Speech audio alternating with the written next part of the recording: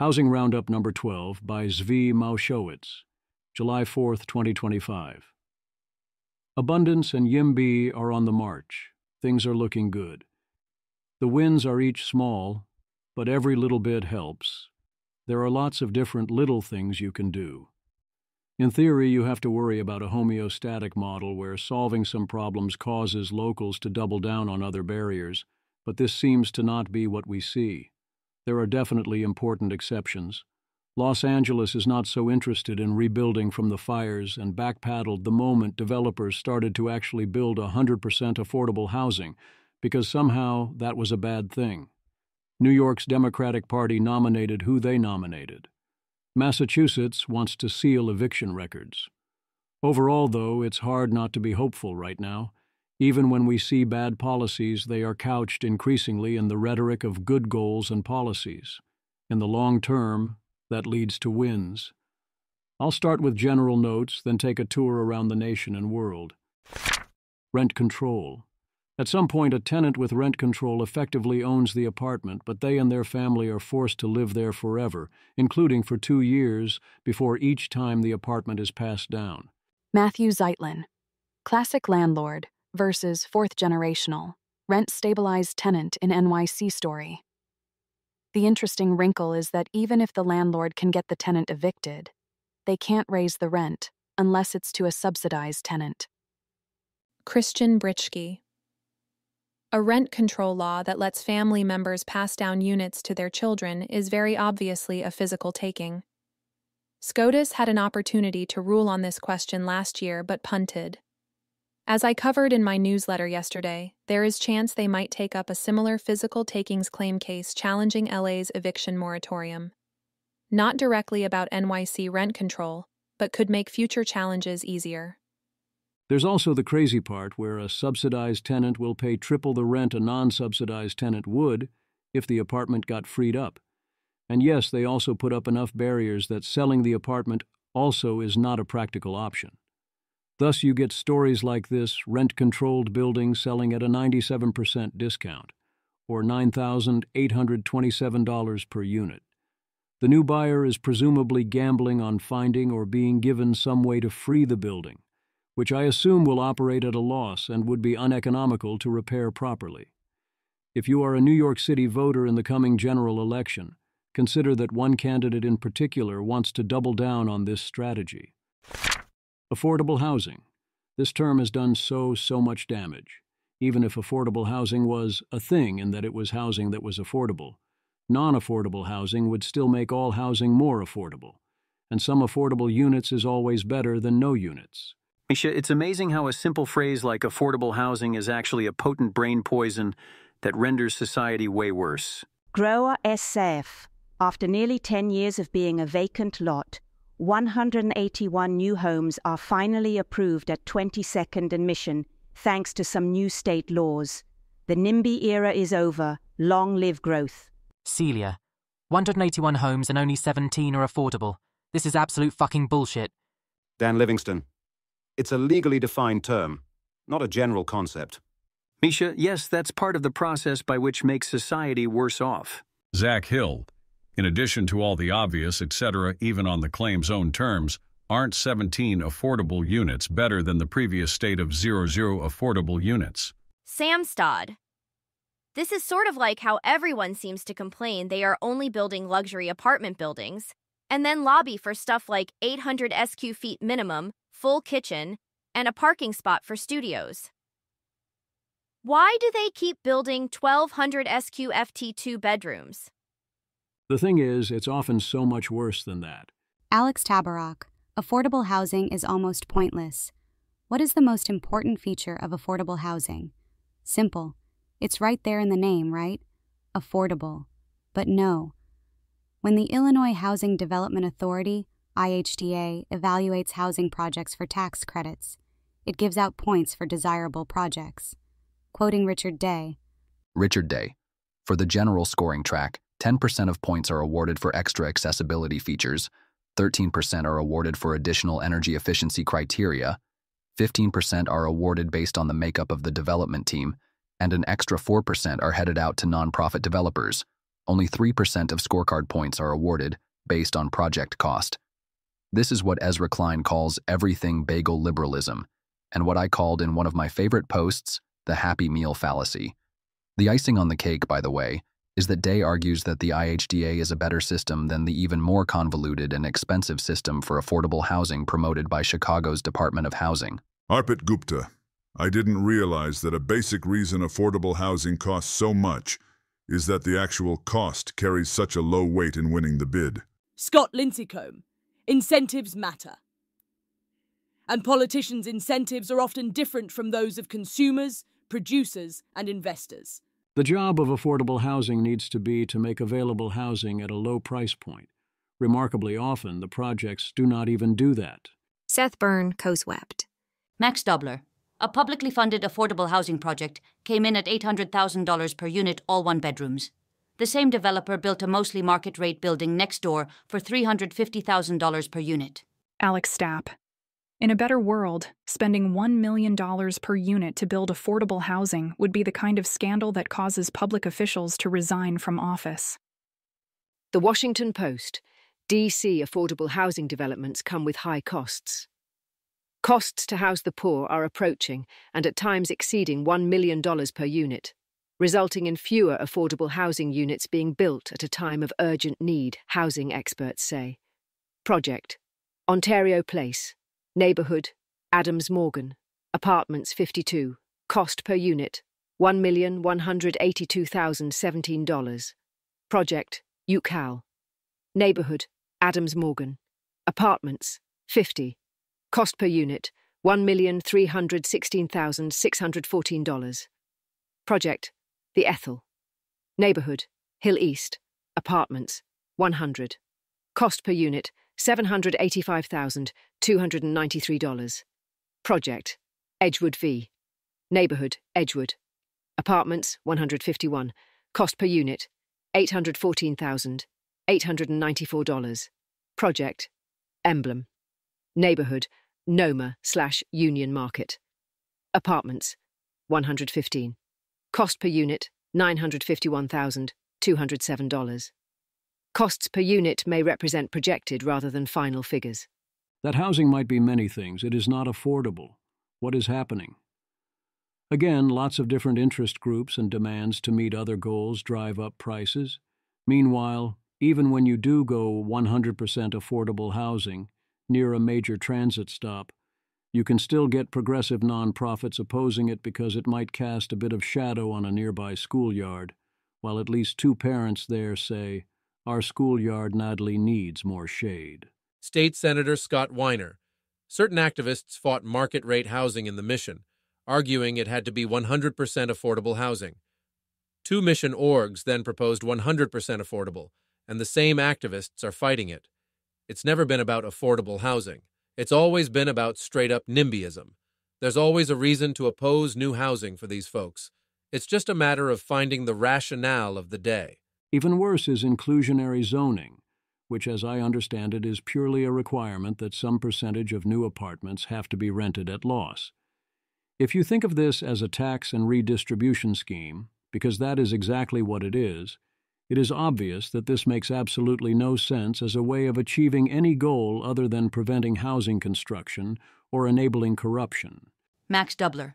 So-called inclusionary zoning, the practice of requiring home builders to rent some percentage of new apartments at a loss, is bad policy that lets elected Democrats pretend to care about poor people while NIMBYing new housing, worsening the housing shortage, and raising rents.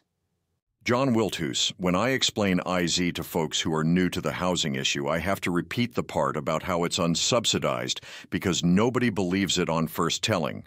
It does make sense to potentially tax new housing construction if, and only if, you have otherwise already restricted the ability to build in ways that mean that building is highly profitable, but the ability to get permission to build is fixed.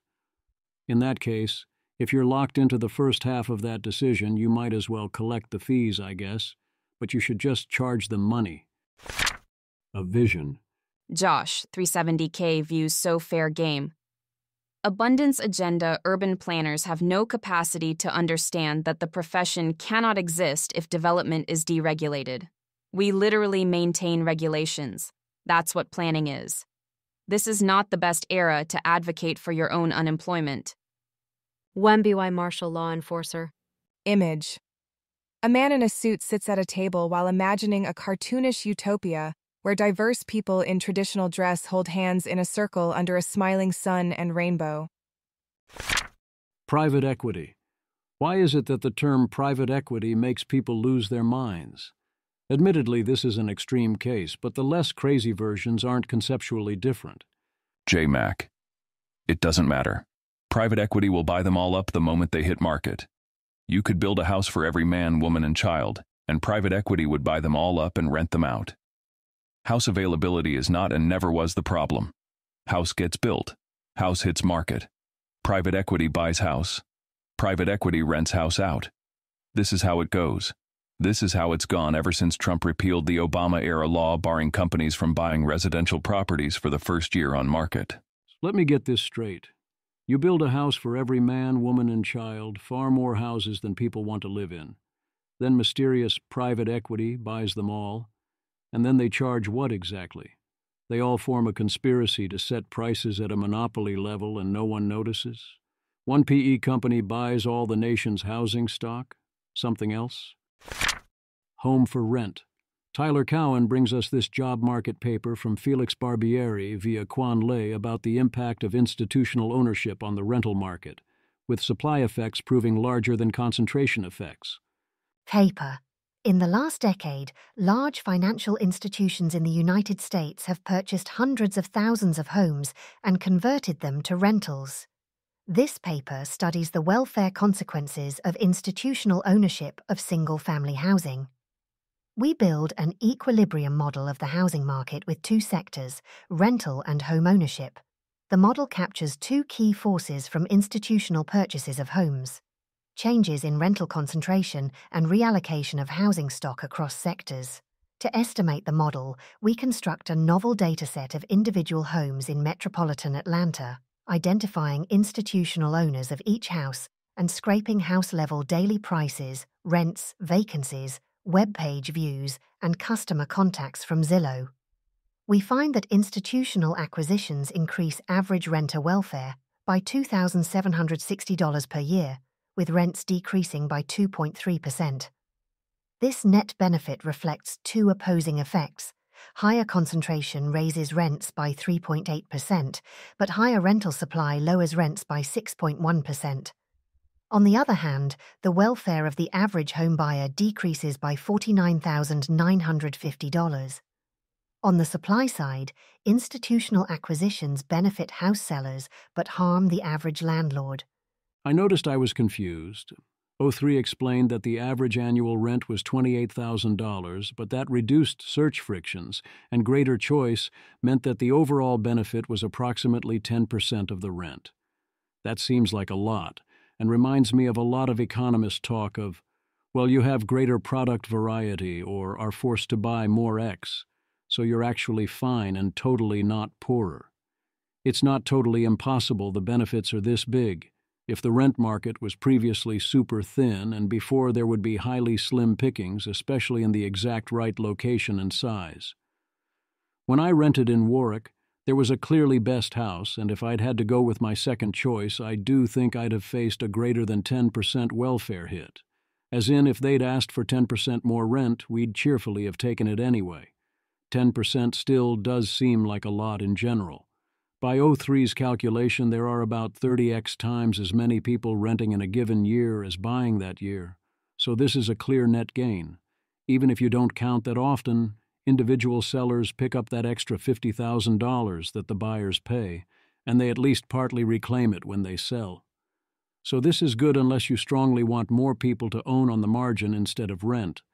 And given mobility concerns, my guess is we want more renting than we have in such areas. Making housing worse on purpose so you can click. Here's another bizarre mindworm, mostly for fun this time. Catholic charm. Boomers are selling their houses for high prices and then downsizing and paying for starter homes with cash. So young families can't afford the homes they're putting for sale and then get outbid the houses they can afford. They've totally ruined the market. It's insane. Well, the issue is the concept of a starter home is a common thing now because people can't afford a house that meets their needs. They're buying houses that they've already outgrown or know they will outgrow in a few years because they can't afford a home they can grow into. I have no issue with older people staying in their current homes. That's what I plan to do. You see, if the old people consume more house, then that's good for everyone else's ability to afford houses, because those houses are expensive. But if they downsize to less house, thus making more housing available for others, that's bad, because they took away the cheap houses. Wowie. The generalization of this is fascinating. There are a lot of people who think, 1. Affordable housing is good. 2. Making housing better makes it less affordable. 3. Therefore, make sure people don't make housing better. This covers renovations and gentrification and more.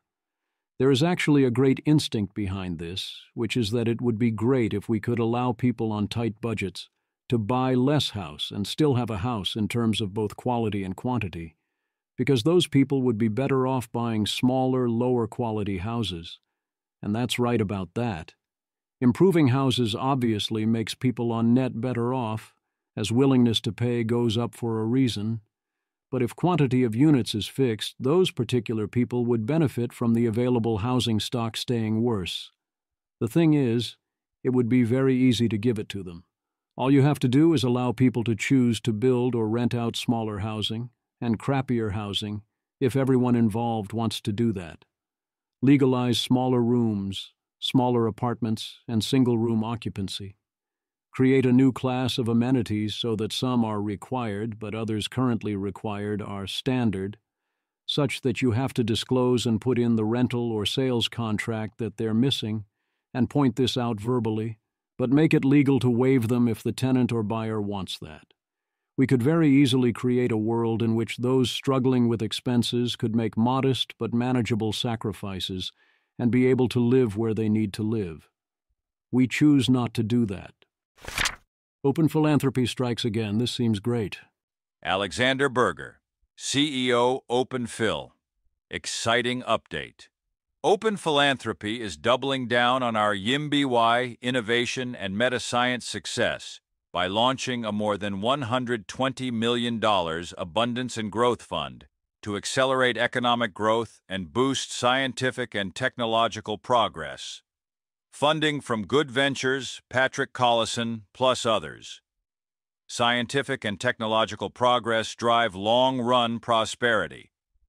Ben Jones and Lawrence H. Summers estimate that new ideas account for approximately 50% of U.S. per capita GDP growth, with social returns of $14 for each $1 invested in R&D. Luckily, these challenges are tractable. Through our decade of funding YIMBY housing reform, we've seen that policy advocacy can make a real difference, so far, especially on ADUs. Now is the time. Across the political spectrum, there's growing recognition of the need to address these constraints. Both parties have members advocating for housing abundance, energy abundance, and reduced bureaucratic barriers to innovation, presenting a unique opportunity. The abundance debate. Aaron Regenberg offered some substantive critiques of the general abundance agenda. Jordan Weissman delivers continuous knockout blows in return, as the arguments amount to, there are various factors X and Y making things worse. You only deal with X, not Y, to which the answer is, actually, we also are working on Y, and also Y often acts through X, and also X alone would help. What is the issue? I want to be clear that this is not me picking on Aaron. This is me picking out the best and most substantive critique, because the other critiques are worse. As the results add up, the vibes are clearly shifting. I am here for it. Daniel's comment here is obvious nonsense. Green New Deal and socialist rhetoric in general says it is abundance because they assert their policies will somehow lead to everyone having all the things except the bad people who shouldn't have them. Except, no, it is a shame, but actually, that's not how the world works. The choice of rhetoric is telling, and it is bizarre how everyone can suddenly shift into abundance was always good politics mode. In which case, yes, happy to nod. Daniel Cohen. The Ezra Abundance Discourse was a centrist co-optation of the Green New Deal's original abundance politics. Now Zoran is taking it back for the left. Not sure why so many people are surprised. Abundance, welcome home. Derek Thompson.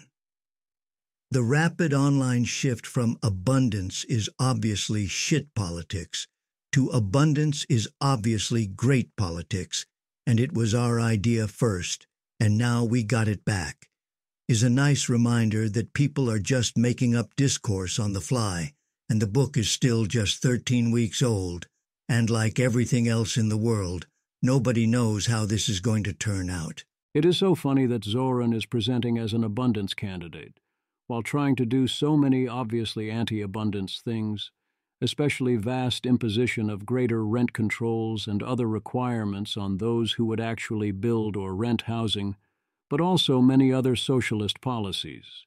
It is still great progress. I want everyone to have to acknowledge that abundance is the goal, even if they have no intention of doing things that cause abundance. Then it's on us to point this out.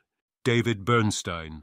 According to Mamadani, the city won't slow down new private housing projects.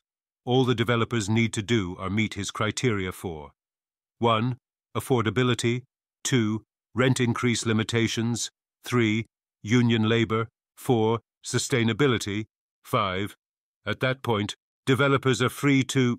Wait, no, they still need to go through land use review. LOL. Mamandani. That means when private developers come to me with a plan that meets our goals around affordability, rent stabilization, union labor, and sustainability, it will be fast-tracked through land use review. The days of the city slowing projects down are over. Yeah, if he gets to be mayor, we're not building all that housing. Single staircase apartment buildings, it's happening. No, I don't think Austin will get tired of all this winning. Aura. Austin City Council votes 10-1 to legalize 5-story single-stair apartments, making Austin the largest U.S. city outside of NYC to legalize single-stair. Many thanks to all the supporters and to Council Member Chito Vela for leading this exciting reform. We did it, y'all. It's not happening in Colorado yet, but the governor is calling for it. Jared Polis, and Governor of Colorado. In Colorado, we are laser-focused on cutting housing costs and increasing the supply of new housing that Coloradans can afford. In my State of the State address, I called for smart stair reform to increase the supply of housing people can afford in the neighborhoods where people want to live near transit and job centers. This new study shows that smart stair buildings are less costly to build and are safer. Heck, single-stair mid-rises aren't more dangerous. Pew Research study looked at fire risk in single-stair buildings. This matters because most U.S./Canadian cities require double-stair, consuming approximately 10% additional space just for stairs and increasing costs up to 13%. These costs plus standard USA zoning issues means that it's really hard to build these mid-rises, even if they're extremely desirable, and when we do build them, they are frequently suboptimal for humans, plus overpriced. Paris is filled with Haussmannian 6-story complexes. Surprisingly denser than NYC, liberal definition of metro versus city used here, LMAO. There's also a bill that's been introduced in D.C., which also includes a single exit. This change alone would solve so many problems. The second stair has never made physical sense. The Europeans and others around the world use single stair with no issues. And now we crunch the numbers, and the second staircase takes up a huge percentage of the building without making anyone safer. Pew. Small single-stairway apartment buildings have strong safety record. Revised building codes could encourage construction, boost supply of lower-cost homes. Close examination by the Pew, charitable trusts, and the Center for Building in North America finds no evidence of safety risks for single-stairway buildings with sprinklers. From 2012 to 2024, fire death rates in modern single-stairway 4- to 6-story apartment buildings in New York City were no different from those in other residential buildings. Not one death in which the exit or lack of a second exit played a role was recorded in a modern 4 to 6-story single-stair building in Seattle or New York City during that same 12-year period. Research from the Netherlands, where single-stairway buildings taller than 3 stories are common, also confirms that these buildings are safe. Put it another way, the second staircase reduces space by 10% and raises costs by 13%. How many people would pay an extra 10% in rent to have a second staircase? It's hard for me to imagine many making that choice. Why didn't it happen sooner? This seems a little harsh, but only a little. Alex Armlovich. 1. Be careful when you find buried treasure out in the open. It could be a trap or an illusion. 2. Essentially nobody in the last century in the US checked if 2 staircases are necessary for apartment buildings until 2021. Now a dozen states have changed, which is pretty insane. Before single-stair Twitter, there was one lonely architect in Toronto who was like, you guys, nobody else in the world does it like this. But his op-ed was completely ignored.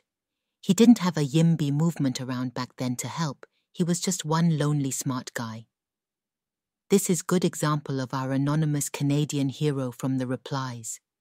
I seem to also recall an op-ed in the Globe or the Toronto Star or some paper of record in Toronto. Dublin. It seems Ireland forces only 25% of net growth to go to Dublin and its suburbs. So up to 2040, Dublin is only permitted to grow at 20% to 25% total. This is, of course, exactly the opposite of what would make everyone better off, as evidenced by everyone wanting to move to Dublin. Instead, its population was lower in 1991 than 1911. Western housing costs. Brian Botter asks what explains this graph where housing in the West is super unaffordable relative to income. Image. This map displays U.S. housing affordability by county as of mid-2022, using a color-coded system where green indicates median home values less than 4 times median household income, most affordable, and dark red shows areas where home values exceed 10 times median income, least affordable.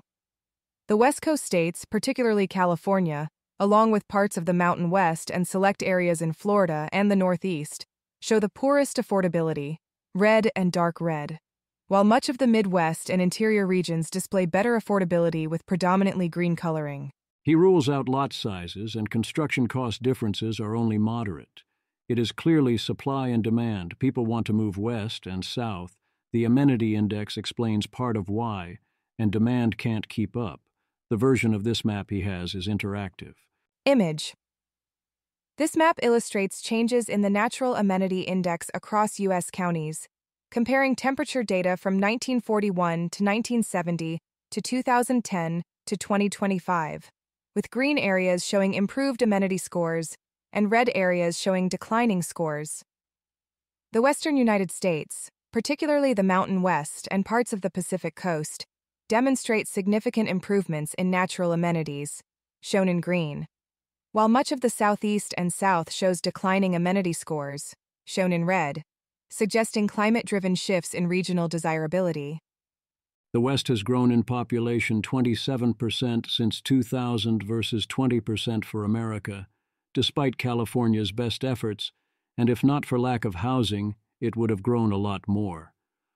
This is all about inability to build more housing where people want to live, in particular because we are not legally permitting people to do so. That's it. Los Angeles. Ah yes, that time the mayor of Los Angeles, who it seems can just do things, issued an executive directive making it fast and easy to build 100% affordable housing with zero government subsidies, then furiously backpedaled when developers started building.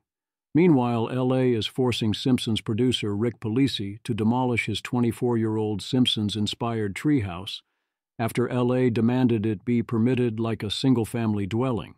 This happened after the fires. Colin Rugg. Attorney Paige Gosney says they secured zoning permits in 2023 but can't get building permits from the Department of Building and Safety. Staff wanted soil reports, structural designs, Americans with Disabilities Act compliance, and all this stuff that is just kind of absurd, Gosney said. LA fire. Meanwhile, LA is making everyone suffer to even rebuild the exact same house that burned down, let alone build something new that is better. They're torturing them less than they usually torture builders, but that isn't saying much. Cremu. It's almost unbelievable that California requires you to file for permits galore to rebuild the exact same home that was there before on a burned-down plot. It's hard to find anyone who seriously thinks this is acceptable. Garrett. I was just talking about this today with a builder who lost their home in the Palisades fire. Not only do they have to file for the permits, they are making them pay for them after everything they've been through, which is totally unacceptable, Imo. Cremu. Have been hearing similar. Friend is trying to just sell his plot and move on because he doesn't think he'll be able to rebuild for years. Garrett. They did cut some of the red tape for some who are affected, so they don't have to go through the entire permitting process, but it's still a bit much. I understand why it's required, but they are so slow and TBH, they should not be charging for it. They're not all getting the entire value of their homes and property back, and rebuilding a home that one may have had for decades is going to be so much more expensive now. Paying $15,000 to $50,000 plus for permitting is ridiculous when you consider how much in property taxes these folks pay. Want to build back better? At least you're not going with the Biden version. Here's Ezra Klein explaining the 14 steps to apply for that funding, and Jon Stewart slowly realizing how absurd it is and screaming, among other things, OMFG. Bharat Ramamurthy claims this is a deeply misleading clip, that the process was like this because of GOP sabotage and wasn't the design intention. Even if fully true, I do not feel it makes things that much better. Kelsey Piper. We've taken action to cut red tape. Did the action you took work?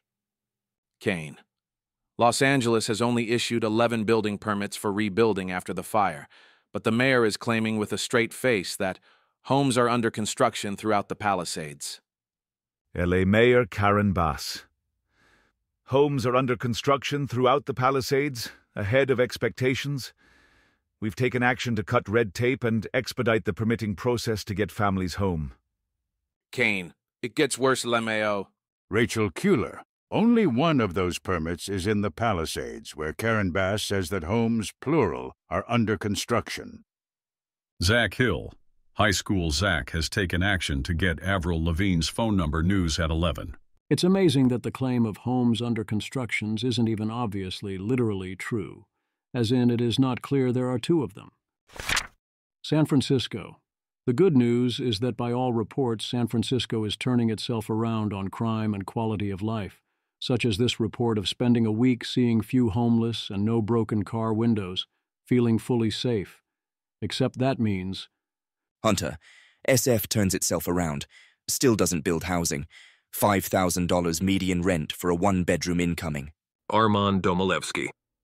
Call me crazy, but the fact that you need experience navigating San Francisco's choppy political waters in order to build a small office building does not exactly make our city seem like a welcoming place for investment at a time where we very much need it.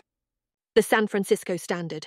On the other hand, observers say 30 Inc.'s decision to take its ball home in such a brusque public manner, while naming Adiarte explicitly, was an unusually incendiary tactic and showed inexperience navigating San Francisco's choppy political waters. Instead, they're taking a bold stance that phone booths require sprinkler systems. Anyone with a rudimentary ability to think about the physical world understands that this is not motivated by worried about fire. Last year, a Caltrain official built himself an illegal apartment inside a train station for $42,000, and now we have pictures. The building already existed, so no, even without legal issues, you cannot simply build more of these. But yes, we want a full explanation. Sheil Monat, we finally have images of this apartment. A Caltrain official secretly built himself a hidden unit inside Burlingame Station using $42,000 of public funds. It looks like a dorm room / a startup founder's first office. Armand Domilevsky. I am genuinely curious why he was able to build this for $42,000 a unit. What costs did he avoid that he couldn't avoid if he did this legally? If CA could build $42,000 unit studios, we'd end homelessness in a year. Deborah Cleaver. For starters, the building itself already existed, and presumably was plumbed and wired for electricity. So I imagine he added furniture, appliances, and made some sheetrock to divide the space. Armand Domilevsky. That is true for all modern office buildings, yet office-to-apartment conversions are notoriously expensive. Joe Cohen, everyone's response. It's impressive what he was able to do with $42,000. Maybe he should be put in charge of CA housing. Each little requirement for apartments seems like a good idea, but add them all up and the costs involved escalate quickly. I wonder if what we should do is actively have a two-class housing structure. Yes, I know, young adult dystopian writers, eat your hearts out, where you can choose to be in either conforming or non-conforming housing. Berkeley legalizes middle housing citywide, eliminating single-family housing, legalizing duplexes, quadplexes, and small apartments. California. YIMBY and Abundance are scoring some impressive wins in California, including making CEQA, their version of NEPA, not apply to a broad range of housing. This bill passed the Senate by 62-2. I've learned that such votes are remarkably not indicative of how close things were, but it still indicates no one is worried to vote yes. Gavin Newsom is not holding back. On this issue, he's actually been impressive. Gavin Newsom, Governor of California, to the NIMBY movement that's now being replaced by the YIMBY movement, Go YIMBYs. Thank you for your abundant mindset. That's a plug for Ezra Klein. YIMBYland. It's happening. All new housing projects under 50 units in the state of California will be exempt from CEQA. The state is finally coming to its senses. Jerusalem. I honestly can barely believe this happened. Total YIMBY victory in California today. After Newsom signs this bill, CEQA will no longer apply to any infill housing under 85s. No inclusionary zoning or labor provisions. Armand Domilevsky. 1. Except for SF projects over 50 units. 2. Except for 100% affordable projects. Both subject to prevailing wage still, but otherwise yes. Alex Armlovich. It's a huge deal, but I want to manage national expectations of instant Austin-style outcomes until SB 79 joins it. Partially rolling back CEQA for housing will make California almost normal, but still probably ranked approximately 44th in the US for Enviro Review. Elon's my hero. Now every building is going to be exactly 84.9 feet tall. That's going to look wonderful. I notice again how absurd the term prevailing wage is. If it's so prevailing, why would you need a law to stop them hiring people for less money? Call the thing by its name, and it's unclear how big a tax this is on projects or how much it will matter. I notice that you don't actually get every building is 84.9 feet tall style outcomes. People don't actually push zoning options to their limits. People don't optimize as much as they should. Having CEQA apply to infill housing, or really almost any residential housing, was always a terrible idea. There are neighbors who can sue, so this interferes with ability to build almost anything. But very obviously, the environmental impact of infill housing replacing existing low-value construction is mostly a fake concern. Instead, you drive sprawl, with construction going out into places you can actually do environmental damage. Plus, you discourage density when density helps a lot with carbon emissions as well, even disregarding the economic impacts. About SB 79 that was introduced by Scott Weiner. It would legalize apartments near mass transit. The standard argument against this is that those new apartments would not be affordable, and instead buy luxury homes. They would be too valuable to the people who live there, who would pay too high a price to reside in them. Oh no. In the linked thread, Max Dubler makes the argument that they will still be cheaper than buying existing houses. That's true enough, and if it convinces people, great. But it's beside the point. The point is that we can build more housing where people want to live that will be valuable to the people living there, creating lots of value and in turn will drive down rents elsewhere. More housing is good.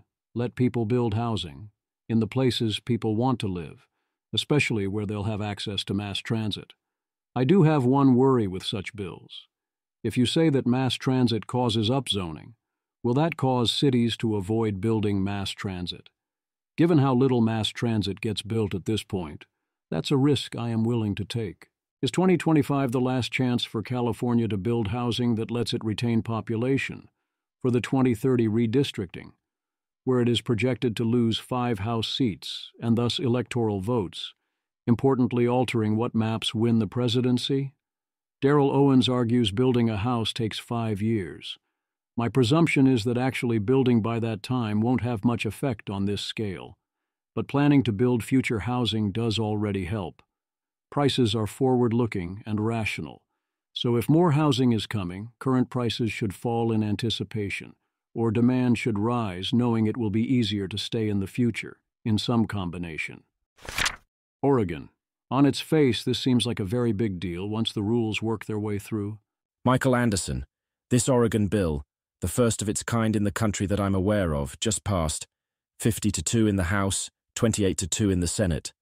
A lot will depend on rulemaking, but this opens the door to a Japan-like system where the state defines its own version of lower-density zoning codes. It'd pre-approve zoning and building permits for a state-defined catalogue of 111-unit buildings on standard urban lots. 2 great laws that go great together. Andrew D'Amito.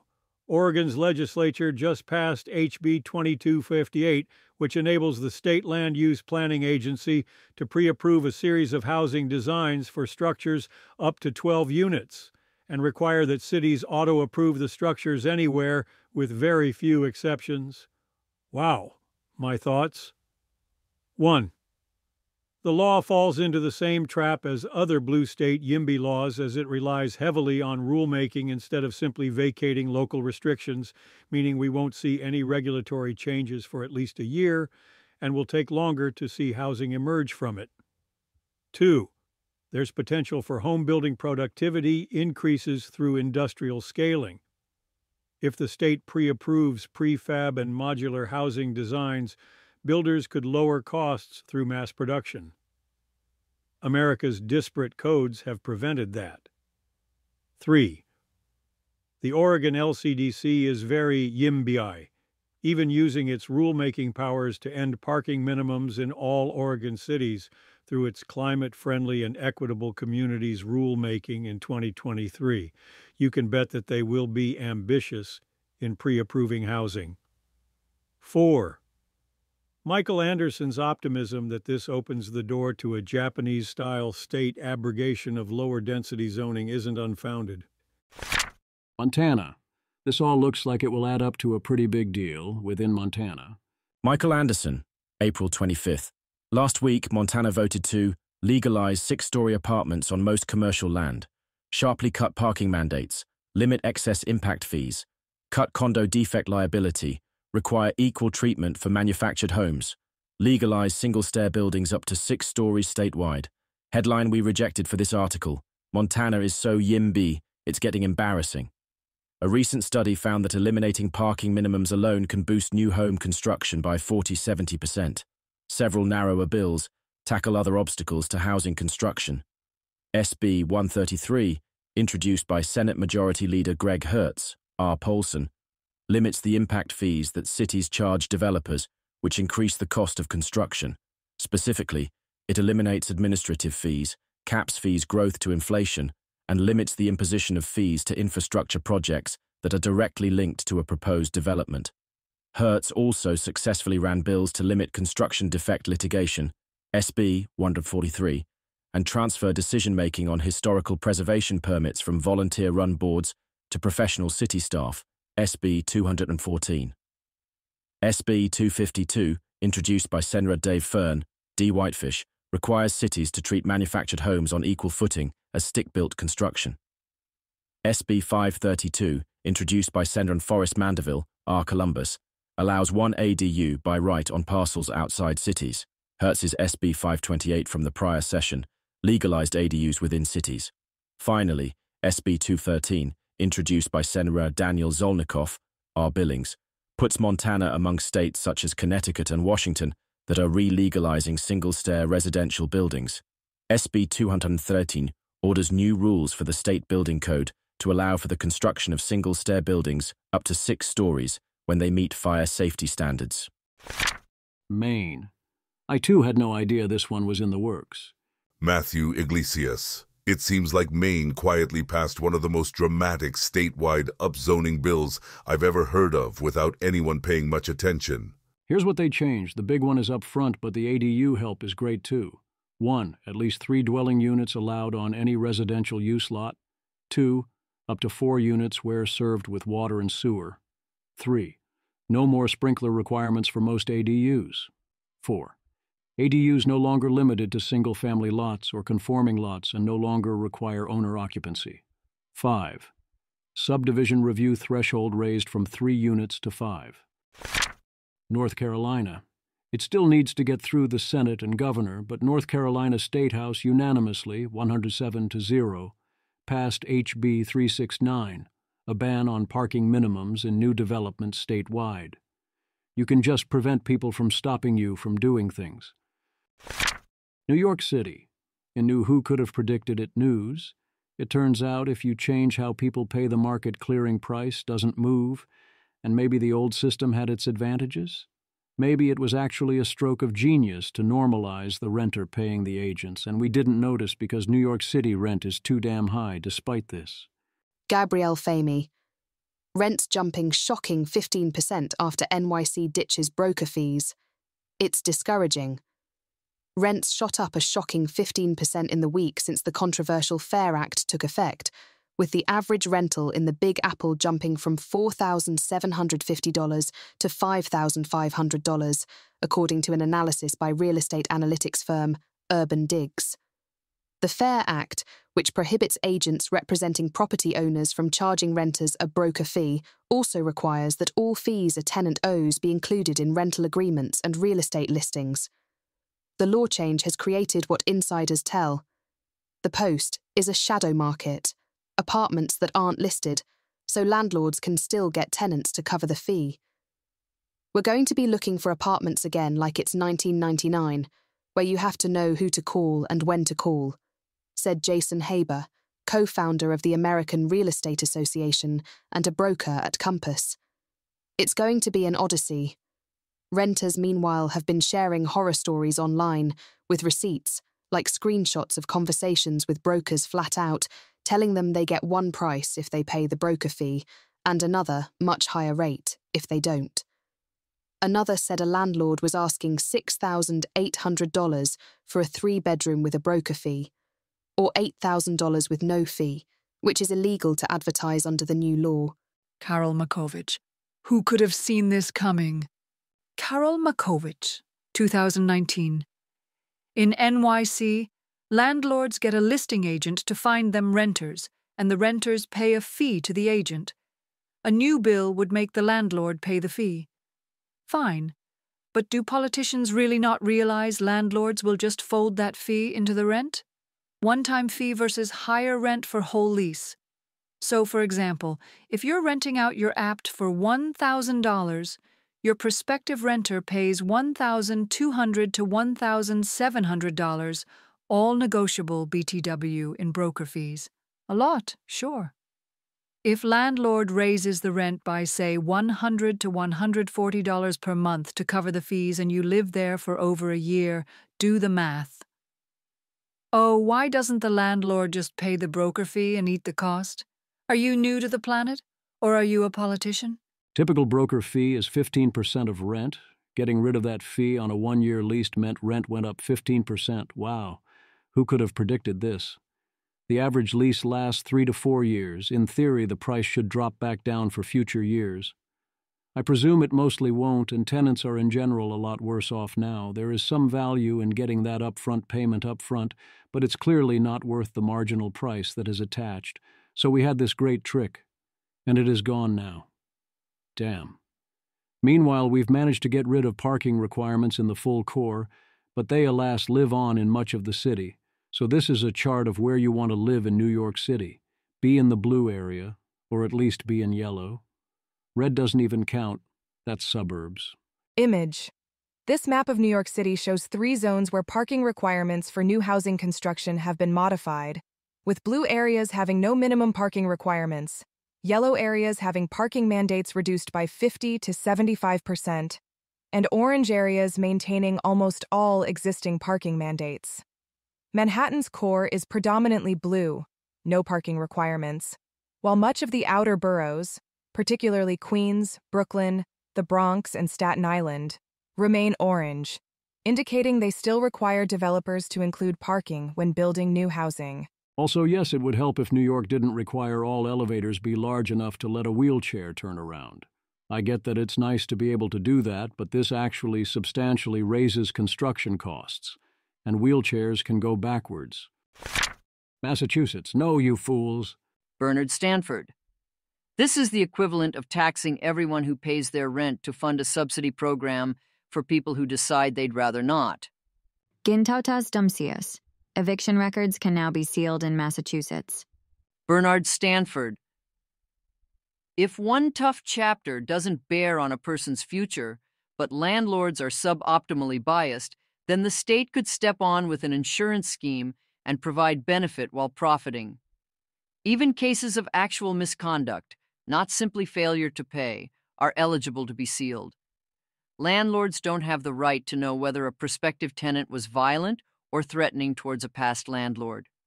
Note that criminal records are also sealable in Massachusetts. The ultimate consequence is quite simple. 1. The added costs and dangers of being a landlord increase. 2. At the margin, landlords will sell rental properties to become SFH, or opt not to purchase new construction to rent, or opt not to buy buildings and convert them to rentals. 3. The availability of rentals decreases. 4. Due to scarcity, average rent rises. Hence, everybody pays more and is worse off, except those who welch on their rent or break the terms of their lease and get evicted, who are now relieved of some of the consequences of their past actions. Adam Rezabek. There is also another consequence. Landlords will have to use all stereotypes known to men to try and guess which prospective tenant will be an issue and which will be not. OFC, this isn't legal, but I think it will happen regardless. Do not underestimate the effect Rezabek refers to. I remember that ban-the-box rules that prevented checking job applicants for criminal records similarly ended up hurting exactly the groups with criminal records because of updates on lack of evidence. A similar pattern will no doubt happen here on all correlations, legal or otherwise. This also likely decreases new constructions outright. Mostly, it increases rents and moves a lot of rental stock off the market. I do expect a substantial impact here. A bad renter is expensive. Now, not only can you not filter out past bad renters, renters know that if they defect, they can have their records sealed. So not only do you get negative selection, everyone will behave way worse. Texas, there's some great bills passing that would be awesome as national standards. Yimby Island. Small lot starter homes passes in Texas after nearly dying. 3,000 SF lots. 31 units per acre by right in SF zones. 5-foot max setbacks. Limits parking mandates to 1 space per unit. No carport mandates. Developers can sue for delays. Cities pay damages. 5 acres required for development. This is a neutered version of the bill, but it's still a great start. Yimbyland. Texas passes. 6-story single-stair bill. Legalizes 6 stories, 4 units per floor in TX State Building Code. Cities that adopt standard amendments to State Building Code would by default legalize 6-story single-stair apartments. Paves way for streamlined adoption by cities. I feel like I'm getting annoying at this point, but this could be you if your state had the courage. It is 100% possible to make real, impactful housing reforms, and Texas is leading the way. It gets better. Alex Amlovich, Texas SB 840 is ending single-use commercial zoning, allowing apartments on top of habitable commercial uses, statewide. This is by far the most muscular, residential in commercial zoning preemption bill I've ever seen. All the loopholes closed plus a right of private action. This bill is a bullseye painted on Dallas's dogshit terrible zoning code and weak permitting process. Even after Austin's recent reformist turn, I think this bill will have a measurable impact. And Houston too, but Dallas is the biggest, baddest NIMBY, and they got rolled. YIMBYland. This law legalizes development and preempts cities over 150K from imposing density limits below 36 unit per acre, high restrictions below 45 ft, setbacks over 25 ft, parking recs over 1 per unit. Poland. Poland is the latest story of building more houses and housing costs going down. Axmaniac. Nobody in Europe is talking about the Polish housing supply miracle. The median household in Polish cities now only spends 13% of their income on housing. They build about 200K units a year for a 36 million people country. Michal Minarski. Why so? The difference of quantity and quality of shelter you can get for the same percentage of min/AVG pay within last 15 years is outstanding. When I get to Wrocław in 2011, usual price for a room was 2/3 min salary. Right now, you can easily find a studio in that range. Image. The first chart shows Poland's median housing cost burden for cities declining significantly from around 20% of income in 2013 to 2014 to approximately 13.5% by 2022. The second chart demonstrates that average living space per person in Poland has steadily increased from 22.2 square meters in 2002 to 30.8 square meters by 2022. As usual, note the y-axis starts around 12 on the first chart, but this is still a huge decline. The second chart is space per person.